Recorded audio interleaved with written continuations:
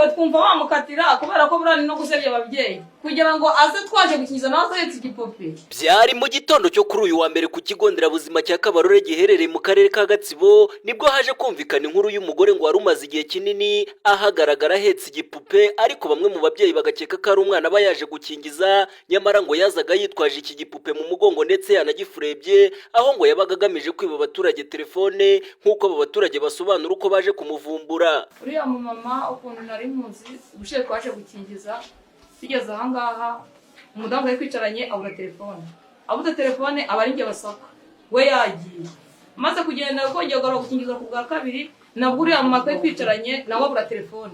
Ndavuga ndari ko biri kose umuntu wari ahangaha ndambonye isura ndayifite, mukurikire ngeze hasi ndamubura. Mubuze uyu munsi njya gukingiza mu gitondo aza imbere yanjye, aje imbere yanjye ngo nirasura ndayizi.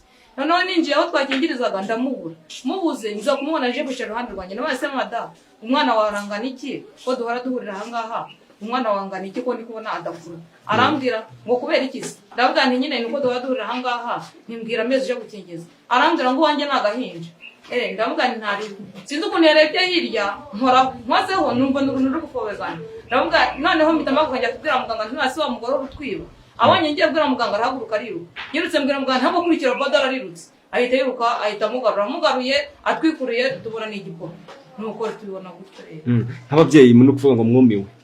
Kumbe rwose ahubwo bamwe twikanze kubona ko ari icyana kinini mu mugongo tukabona ari urupapa heza. Nyuma y'uko uyu mugore afashwe hahise haboneka umuturage yaraherutse kwiba telefone nabwo ayimwibiye kuri iki kigo nderabuzima, ndetse ntiyigeze ahakana ko iyi telefone yayibye, ahubwo yahise yishyura ibihumbi 100. Yabyemeraga ko yakwibye ntago abihakanye. Yabyemeraga ko yayibye, ayemera no kumushyura. Akwishyura ngahe? Gusa icyo kuri ama telefone cyabigeze ngo kuko buri munsi aza hano kandi akaza ahetse ahetse igipupe. Ibi byashyize urujijo mu baturage bibaza impamvu uyu mugore yaba ahora kuri iki kigo nderabuzima ahetse igipupe ndetse yagifurebye nk'aho ari umwana. Ubundi basaba inzego zibishinzwe ko bakora iperereza bakamenya nyirizina icyamugenzaga, dore ko bamwe bakekaga ko ashobora no kuba yabibira abana. Twatekereje ko yaje yitwaje uwo mwana ahetse mu mugongo kuko igihe tuza gukingiza umwana ukamusasira nk'imbere y'agace ukamuryamisha, warangara ngo cyeka yagutwarira umwana, wabibwirwa n'iki kutari mu mutima ngo umenye icyamugenza. Rero ndumva ari ndengakamere biranakabije, biteye n'agahinda cyane.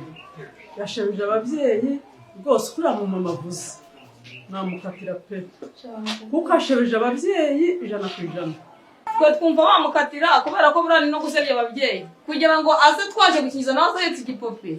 Bakaba bamukatira nk'imyaka nk'itanu akamanza kumva, akamanza agafata amasomo ku yatazongera kuza yitiranga aretse kandi atetse burani no kudusebya. Umuyobozi mukuru w'ikigo nderabuzima cya Kabarore Gatsinzi François nawe yemeje ko yaba bagana iki kigo nderabuzima ndetse n'abagikoramo bari bamaze iminsi bataka ikibazo cyo kubura amatelefone, ariko atangaza ko nyuma y'uko uyu mugore afashwe bahise bihutira kumushyikiriza inzego zibishinzwe ngo zikomeze kumukurikirana. Ubwo byagaragaraga ko iyo abadamu bazagukingiza asanga buri wese akenshi yataha ko yabuze telefone.